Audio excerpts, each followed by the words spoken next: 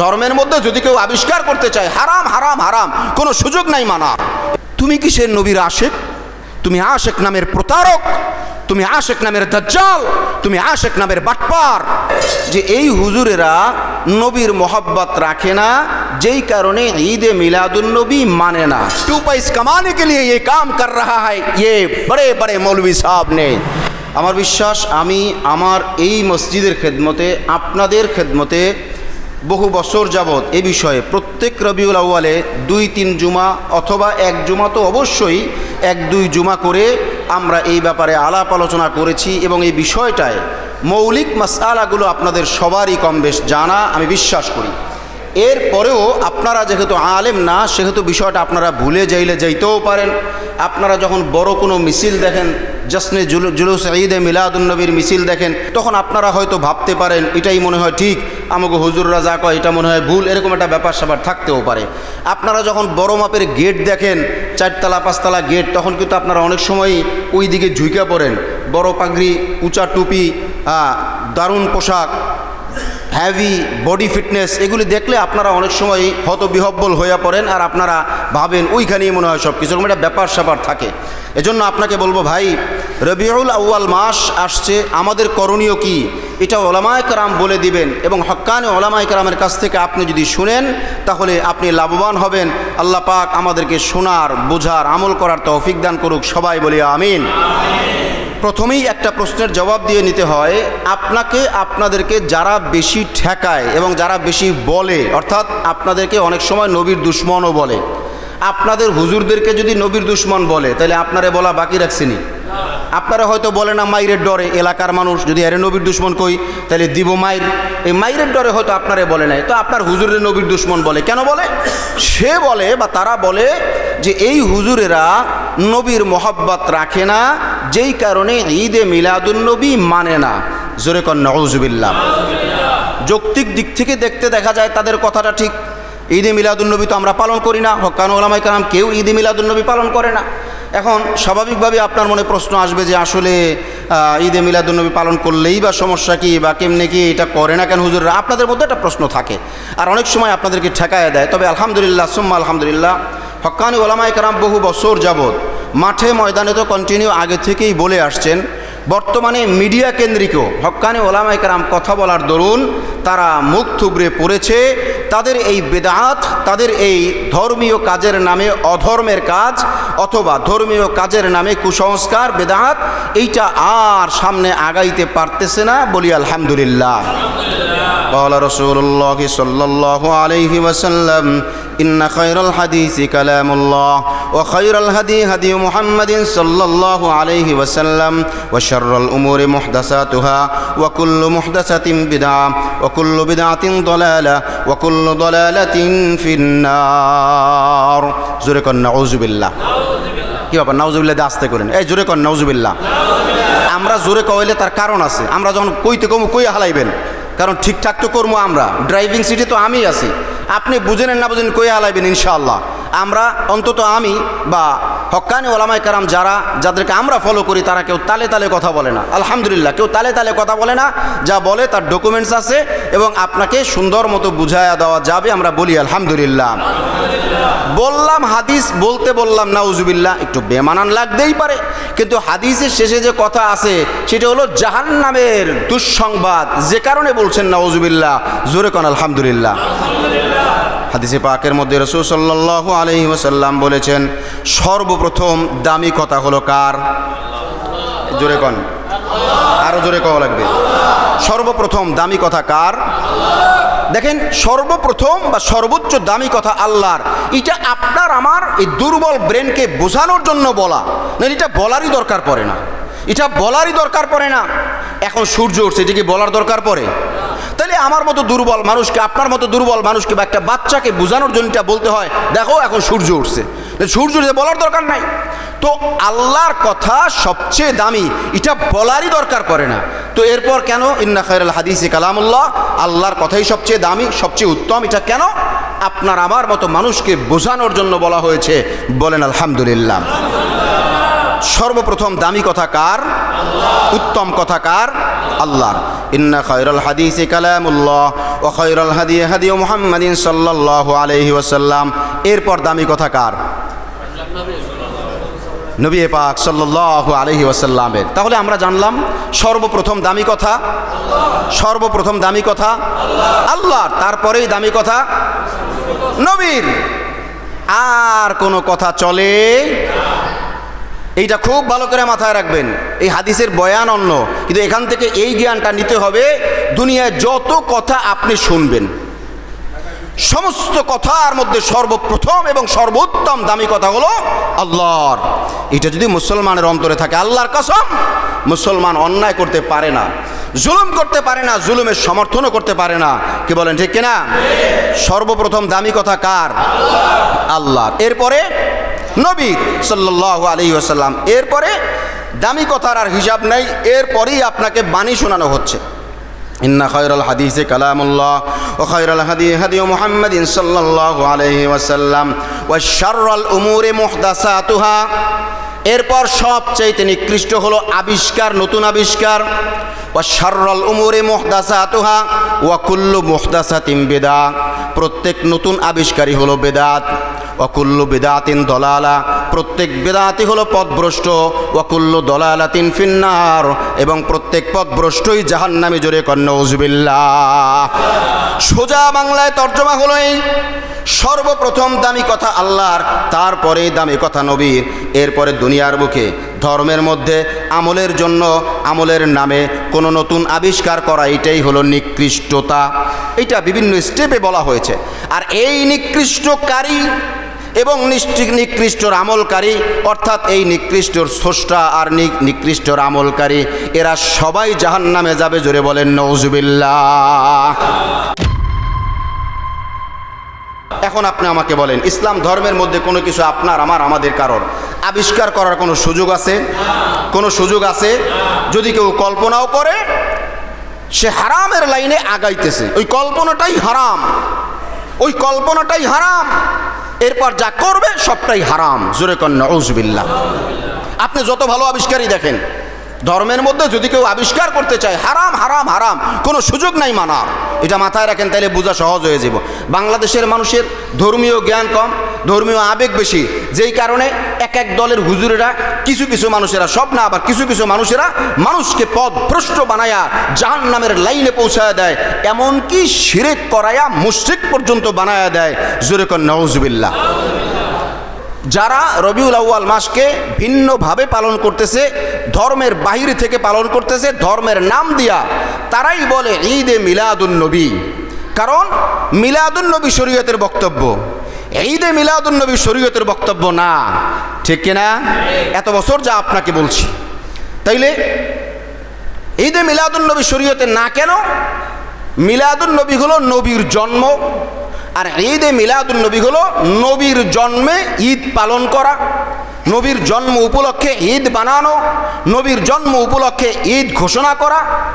তো তারা প্রথম বলছে ঈদে মিলাদুন নবী, আর এখন বলে, অর্থাৎ কয়েক বছর আগাইয়া তারপরে বলে সকল ঈদের ঈদ ঈদে মিলাদুন নবীর ঈদ। জোরে কর নাউযুবিল্লাহ। আগে তো দুই ঈদকে টক্কর দিছেই, তার মানে দুই ঈদ শরীয়তের নির্ধারণ করা। কোনটা? রোজার ঈদ, কোরবানির ঈদ। মাহবুব ভাই ভালো বলছেন, ঈদুল ফিতর, ঈদুল আজহা। তো এই দুইটা তো শরীয়তের নির্ধারণ করা। এরপর নতুন এক ঈদ আবিষ্কার করা, এইটাই তো বিদআত, হারাম করছে। এরপর আরও আগ বাড়াইয়া বলতেছে সকল ঈদের ঈদ ঈদে মিলাদুন নবীর ঈদ। জোরে কর নাউযুবিল্লাহ। এই আরো জোরে কইতে হবে নাউযুবিল্লাহ। আপনাকে নাউযুবিল্লাহর ধাক্কায় এই বেদাত মসজিদ থেকে, এলাকা থেকে দৌড়াইয়া এই শীতলক্ষা নদীর মধ্যে পইরাও এরপরও রেহাই পাইবে না। তাকে বলা হবে আমার সমাজে আসলে তোকে ঝাড়ু জুতা দিয়ে পিটাইয়া দূর করব। কি বলেন ঠিক কিনা? কাকে? বেদাতকে। কাকে? বেদাতকে। যখন আপনি বেদাতকে ঝাড়ু জুতা দিয়ে পিটাইবেন, তখন বেদাতি কি আর খারাইবনি? কথা কয় না? বেদাতি কি আর খারাইবনি? আরে বেদাতিরা তখন দৌড়াইব কার আগে কে দৌড়াইতে পারি, তখন দৌড়ানোর প্রতিযোগিতা লাগবে। অনেক সময় কয় পাও চিনান যায় না, মানে এমন জোরে দৌড়ায় যে পাও চিনায় না, টক টক টক টক পড়তেছে পাও, দৌড়া পাও চিনান যায় না। স্ট্রং হইতে হবে মুসলমান, কোনো অবস্থাতেই ছাড় দেওয়ার সুযোগ নাই। ঈদে মিলাদুন নবী শরীয়তের আমল না, শরীয়তের আমল কি? ঈদ, ঈদাইন, ঈদুল আজহা, ঈদুল ফিতর, এই দুইটা হলো ঈদ। বাকি মিলাদুন নবী রাসূল সাল্লাল্লাহু আলাইহি ওয়াসাল্লামের জন্মে, দুনিয়ায় আসায়, ভূমিষ্ঠ হওয়ায় খুশি যদি কেউ না হয় তাকে মুসলমান বলা যায় না। কি বলেন ঠিক কিনা? কিন্তু এই খুশির জন্য আপনি ঈদ বানায়া দিবেন, যেটা নবী করে নাই, সাহাবায়ে আজমাইন করে নাই, তাবেঈন করে নাই, তাবেঈন করে নাই, আইম্মায়ে মুজতাহিদিন করে নাই, ফুকাহায়ে কেরাম কারো সাপোর্ট নাই। আপনি কোন জায়গার নবু আর সবু ধর্মের মধ্যে আপনি ঈদ বানায়া দিলেন? কে আপনাকে পাওয়ার দিয়েছে? আপনি তো দাজ্জালি বানা করেছেন। হাদিস মোতাবেক আপনি দাজ্জাল, অতএব আপনার কথা শোনা হবে না, আমরা মানব কোরআন আর হাদিস। কি বলেন ঠিক কিনা? এজন্য স্ট্রং থাকতে হবে মুসলমান। বলছিলাম ঈদে মিলাদুন নবী, ঈদ এই শব্দটা মিলাদুন নবীর সাথে যোগ করা হারাম, হারাম, হারাম, বিদআত। ঈদ আলাদাভাবে ঈদ আইন, ঈদুল আজহা, ঈদুল ফিতর, এইটা আমাদের ঈদ। আর ঈদে মিলাদুন নবী, ওই ঈদকে মিলাদুন নবী, নবীর জন্মের সাথে লাগাইয়াই বিদআত করা হয়েছে। আবার একটু আগে আমি কিন্তু বলে আসছি, নবীর জন্মে যদি কেউ খুশি না হয় তাইলে সে তো মুসলমানের কাতারেই পড়ে না। আপনার কাছে একটু খটকা লাগতে পারে, হুজুর আপনিই তো কইলেন নবীর জন্মে খুশি না হইলে মুসলমানের কাতারে পড়ে না, তাহলে ওনরা তো ঈদ মানে খুশি, ওনরা তো খুশি পালন করছে, ওইটারে না হেনে করছে। এইবার আপনাকে আমি জিজ্ঞাসা করি, ওনরা যে করছে এটা কি নবীর তরিকায় করছে না নিজের তরিকায় করছে? আমি বলছি কি, মানে মিলাদুন নবী রাসূল সাল্লাল্লাহু আলাইহি ওয়াসাল্লামের জন্মে খুশি হওয়া, এটা কবে? 12ই রবিউল আউয়াল। কবে? এই মুসলমান কথা বলতে হবে, কবে? কবে? আরে আপনার জন্ম থেকে আপনার মৃত্যু পর্যন্ত, যখন আপনার জ্ঞান হয়েছে, যখন আপনি আলিফ বা তাসা পড়েছেন, তখন থেকে আপনার মা বাবা আপনাকে নবীর জন্মে খুশির ব্যাপার শিখাই দিবে। আপনার মৃত্যু পর্যন্ত আপনি নবীর জন্মে খুশির বয়ান করবেন, শুনবেন, বুঝবেন, হৃদয়ে ধারণ করবেন। এটাই হলো নবীর জন্মের খুশি। ঈদ বানাইয়া ঈদে মিলাদুন নবী ঘোষণা কইরা এরপর 12ই রবিউল আউয়ালে পালন করা, এটার নাম হলো বেদাত। তাহলে পালন করার পার্থক্যটা কি বুঝতে পারছেন? তাহলে যারা আপনাকে বলে নবীর দুশ্মন, আসলে তারাই নবীর দুশ্মন, আপনারা নবীর দুশ্মন না। বহু বছর যাবৎ আপনাদের খেদমতে বয়ান করি, আলহামদুলিল্লাহ আজও পর্যন্ত কোনো মায়ের পুত আমার মতো ছোট মানুষ আমার কাছেই চ্যালেঞ্জে আসে নাই। তাইলে বুঝেন, আমগো মাদ্রাসায় যদি যায় কোনো কথা কইতে পারবো? আলেমদের সামনে কথা বলতে পারবে? আরে আমি আলেমদের মধ্যে একদম ছোট প্রতিনিধি। আমাদের মাদ্রাসাগুলির মধ্যে যদি যায়, আপনাদের কাছাকাছি মাদ্রাসা মক্কিনগর মাদ্রাসা, আপনাদের কাছাকাছি মাদ্রাসা মাদারীনগর মাদ্রাসা, আপনাদের কাছাকাছি মাদ্রাসা এই যে চাষারায় মাদ্রাসা, এইরকমই কাছাকাছি একদম ছোট মাদ্রাসা আমাদের কাছাকাছি মোটামুটি মহিউদ্দিন এমদাদুল উলুম মাদ্রাসা, এইখানে যাইও যদি কোনো মাসলা জিজ্ঞাসা করে, আল্লাহর কসম কোনো মাসলা থেকে তারা সফল হয়ে আসতে পারবে না, কারণ আমাদের কাছে কোরআন আর হাদিস আছে। বলেন আলহামদুলিল্লাহ। আলহামদুলিল্লাহ জোরে হয় না, জোরে কোন আলহামদুলিল্লাহ। আমাদের কাছে কি আছে? কোরআন আর হাদিস আছে। তাহলে আমরা নবীর জন্ম এইটাতে খুশি হব। মিলাদুন নবী অর্থাৎ নবীর জন্মে আমরা খুশি হব কবে? জোরে বলতে হবে, কবে? 24 আওয়ার্স, 24 ঘন্টা, 7 দিন, 12 মাস, সারা জীবন, প্রত্যেক মিনিটে মিনিটে, প্রত্যেক সেকেন্ডে সেকেন্ডে আমি নবীর জন্মে খুশি। কিন্তু সেই জন্য আমি ঈদ ঘোষণা করতে পারি না, আর যারা ঘোষণা করেছে তাদের এই বেদাতের সাথে আমি যুক্ত হইতে পারি না। কি বলেন ঠিক কিনা? কারণ একটু আগে হাদিস পড়ে আসছে, ইন্না খায়রাল হাদিসি কালামুল্লাহ ওয়া খায়রাল হাদি হাদি মুহাম্মাদিন সাল্লাল্লাহু আলাইহি ওয়াসাল্লাম ওয়া শাররাল উমুরি মুহদাসাতুহা ওয়া কুল্লু মুহদাসাতিন বিদআহ ওয়া কুল্লু বিদআতিন দালালা ওয়া কুল্লু দালালাতিন ফিন-নার। জোরে কোন নাউযুবিল্লাহ। হইছে কি? পার্থক্যটা কি? সামারিটা কি? মিলাদুন নবীতে আপনি খুশি হওয়া, এটা আপনার ইমানের অঙ্গ।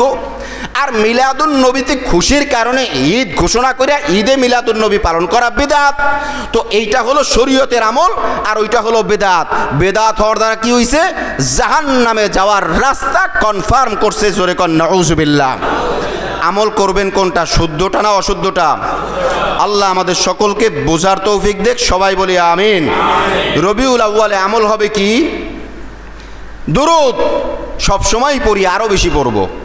দান সবসময় করি, আরও বেশি করব। নফল নামাজ সবসময় পড়ি, আরও বেশি পড়ব।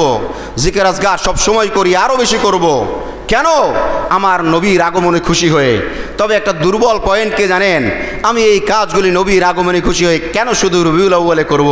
আমার তো সারা জীবনই করার কথা ছিল, কি বলেন ঠিক কিনা? তবে আমি আবার নিরাশ করতে চাই না। দেখেন, মৌসুম ভিত্তিক হইলেও কিছু আমল করা দরকার। অনেকেরই দেখি আবার মৌসুম ভিত্তিক আমল দেখলে একটু ডিনাই করে, একটু অবজ্ঞা করে, ওইটা আবার ভিন্ন পথ, ওইটাও ঠিক না। আমরা মানুষ, আমরা ভুলে ভরা মানুষ, আমাদের কমতি আছে, থাকবেই। অতএব এর মধ্যেও যা পারি আমল করে নিব। তাইলে কি দাঁড়াইলো?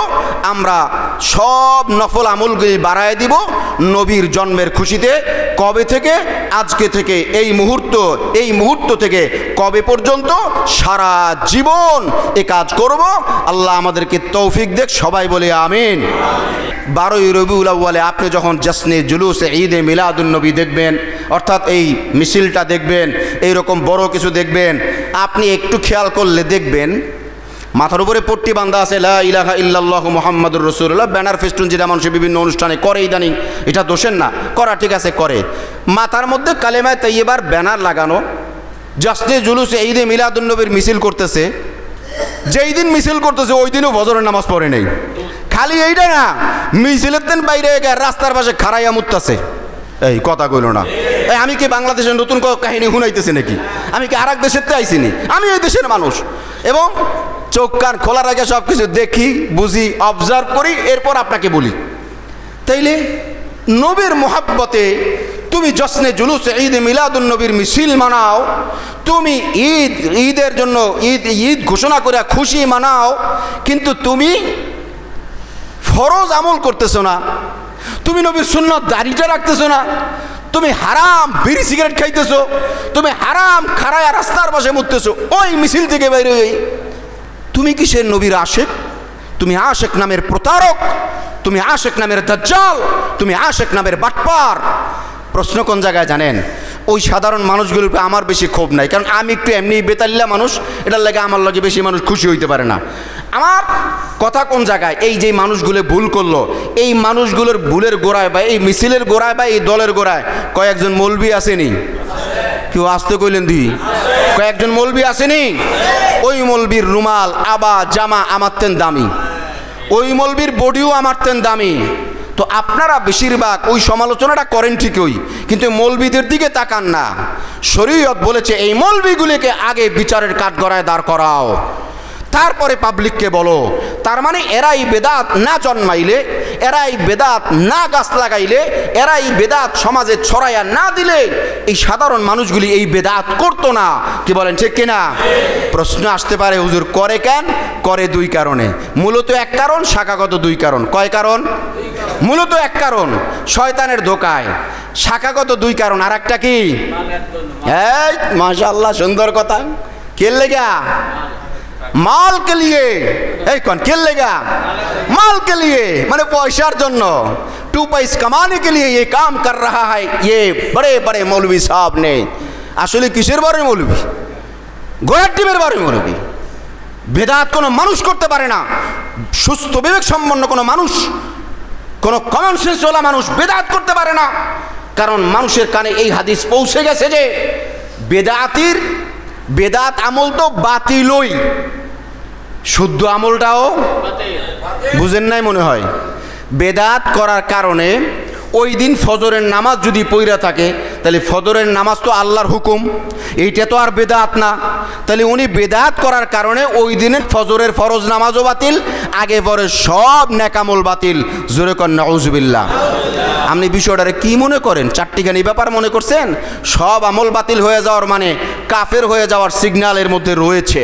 যে কোনো মুহূর্তে কাফের, যে কোনো মুহূর্তে কাফের।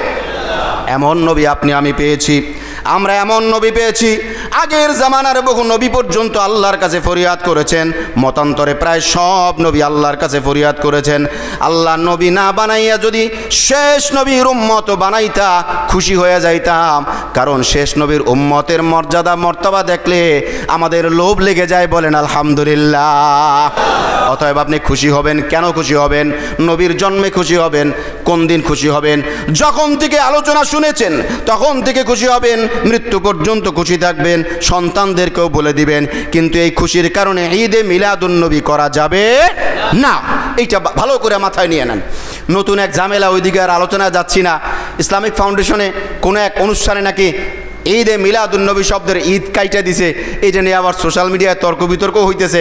আমি আপনাদেরকে আমার খেদমতের লাইফে শুরু থেকে বলছি, এবারও বলছি, এই গন্ডগোল শুরুর আগে থেকেও কয়েক মাস ধরে স্পেশালি বলতেছি, ভাই সমস্ত জুলুম, সমস্ত শিরক, সমস্ত বিদআত, এই সমস্ত ব্যাপারে আমরা তো আর অত বেশি পারি না। আমনে আল্লাহর কাছে সাজদা দিয়ে দুই বেটা চোখের পানি ফালায় আল্লাহকে বলেন, আল্লাহ আমগরে বাঁচাও, আল্লাহ বেদাত থেকে আমগরে বাঁচাও। আজকেও আপনাকে বলবো, ফাউন্ডেশনের দায়িত্বে আপনি আমি না, যারাই আছে আল্লাহ তাদেরকে হক আমলটা করার তৌফিক দাও। জোরে বলেন আমিন। ঈদ কাটছে, কেন কাটছে? ঈদ শব্দ শরীয়তে নাই। এখন যারা রাগ হয়ে গেছে তাদের বক্তব্য, হ্যাঁ এতদিন ছিল, তারা এটা বলবে এখন এতদিন ছিল, তা এতদিন ছিল ঠিক আছে, তুমি শরীয়তের আমল নিয়ে আসো। শরীয়তের কোনো দলিল তারা দেখাইতে পারবে না যে ঈদ শব্দটা মিলাদুন্নবীর সাথে অ্যাটাচ শরীয়তের আমল, এটা কেউ দেখাইতে পারবে না। যখন এটা পারবে না তখন সে কি করবে? সে বলবে যে এতদিন ছিল, তো এতদিন তো ভুলের উপরে ছিল। এতদিন তোমার আব্বাই রাস্তায় হাফ প্যান্ট পরে ঘুরছে, হইতে পারে কিনা? ব্যাকল টাইপের মানুষ আছে কিনা? এখন তোমার বুঝ হইছে, তো ঠিক আছে তুমি আব্বারে কও, আব্বা আমনে একটা বয়স্ক মানুষ, আমনে হাফ প্যান্ট পরে আটলে মানুষে কি কয়, আমনে একটা পায়জামা পরে আটেন, না হলে একটা লুঙ্গি পরে আটেন, ঠিক কিনা? যে আপনি বলবেন তো এতদিন করছে বিদায় এখনো করা লাগবে না, এটা শরীয়ত না। শরীয়ত কি? এই কথা কয় না। শরীয়ত কি? কোরআন হাদিসের আমল। যখন থেকে পাইছেন, আরে মুসলমান, যখন থেকে পাইছেন তখন থেকেই আমল, মৃত্যু পর্যন্ত আমল। কন্যা আলহামদুলিল্লাহ। তাহলে ঈদে মিলাদুন্নবীর ব্যাপারে আমরা আজকে এই ভূমিকার মধ্যে যতটুকু আলোচনা করলাম, সামারি কি দাঁড়াইল? ঈদে মিলাদুন্নবী এই শব্দটা পূর্ণাঙ্গ রূপে বেদাত। তবে আসল কোনটা? মিলাদুন্নবী। মিলাদুন্নবী মানে নবীর জন্ম। ঈদ মানে খুশি। ঈদ শরীয়তে দুইটা আছে, ঈদুল আজহা, ঈদুল ফিতর। অতএব ঈদ এই শব্দকে মিলাদুন্নবীর সাথে লাগাইয়া ঈদে মিলাদুন্নবী করাই বেদাত। আর যখন এইটাকে আরও অ্যাডভান্স করে বলছে সকল ঈদের ঈদ, মিলাদুন্নবীর ঈদ বা ঈদে মিলাদুন্নবীর ঈদ, এটা হলো অনেকটা কি বলবো, চোরের উপরও বাটপারি। মানে আগে তো ফাজলামি করছে, এর উপর আবার বাটপারি করছে। জোরে কর নাউজুবিল্লাহ। তাহলে আমল কি? নবীর জন্মে খুশি হব। কখন থেকে? সব সময়। যখন থেকে জানছি তখন থেকেই নিজে খুশি হব, বউরে বলবো, মায়েরে বলবো, আব্বারে বলবো, সন্তানরে বলবো, ছাত্রকে বলবো, ওস্তাদকে বলবো, সবারই বলবো নবীর জন্মে খুশি। কোন দিন পর্যন্ত? আমার মৃত্যু পর্যন্ত। কাজ কি? যা পারি এই খুশিতে নফল আমল বাড়ায় দিব। নট অনলি রবিউল আউয়াল, শুধুমাত্র রবিউল আউয়ালেই না, আমার সারা জীবন আমি নফল আমল এইটার জন্য আলাদা করব। দলিল, রাসূল সাল্লাল্লাহু আলাইহি ওয়াসাল্লাম রোজা রাখতেন জন্মের উপরে খুশি হয়ে। কন্যা আলহামদুলিল্লাহ। এই আমল করবেন, এই আমল করবেন। ওই ঈদে মিলাদুন্নবী, ওই বৎসইরা বাৎসরিক বার্থডে, বাৎসরিক বাপ দিবস, মা দিবস, এগুলো ফাজলামি, এগুলো মুসলমানের কোনো কাজ না।